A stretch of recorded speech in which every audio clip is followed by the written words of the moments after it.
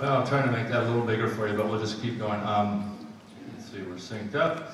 So, now, what I did was, actually let me see if I can make it a little bigger. Come on, cursor, there we go. And cursor. There we go. Okay.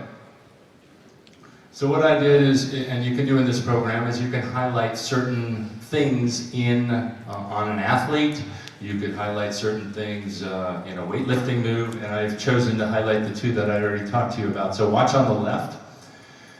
And this is what I had in one of the frames there, or when you last saw the presentation, I had this really goofy looking cursor, or cursive, upside down cursive E. And that's what I call what her hand does. Do you see how the pattern it takes, the path it takes to go hit the ball? So on the left again, she's swinging hard, her hand goes and whips through. That whipping action is very typical of almost every hitter that you will face. If they're going to try and get any snap on the ball, they have to whip their arm through. And so I think of it as an upside down cursive lowercase e.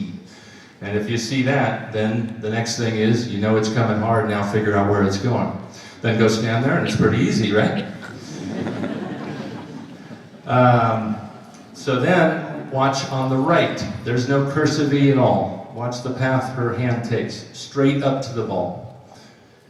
And when you look at it that way, it's pretty damn obvious what's happening in terms of tip or hard hit. Of course, we see that a lot better, and that's the key, is how do we help our athletes? And one of the ways, I think, is through some of this through some of these tools, which are not particularly expensive. They take a little time to learn, but showed several of our athletes, and they were like, whoa, I never thought of it like that. That is wild. Look at how she's giving it away.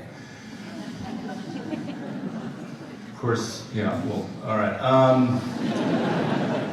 So then on the left, but they're getting better. We know this athlete a lot better, and part of it is thanks to the fact that we have faced Dominican a lot in a lot of important competitions.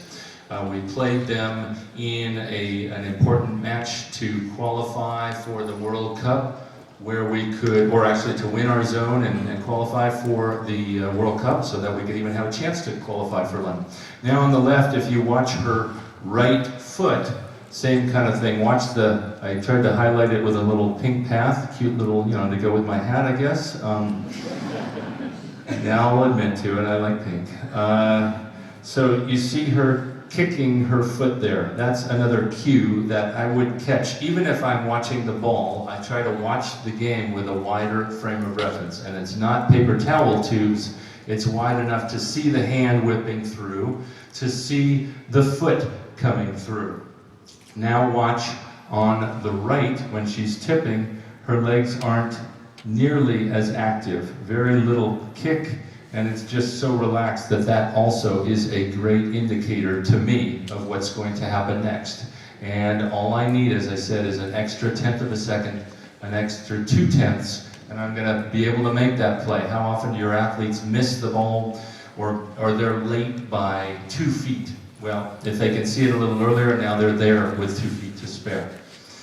So one last view here. It'll take me a second to pull it up, but I was actually changing sides of the gym. You could see the background's different. It's the same match, but I wanted a nice unobstructed view of her from the side. So I was walking back and forth in the gym as they switched sides for the different sets. But then I sat in the back. If I can,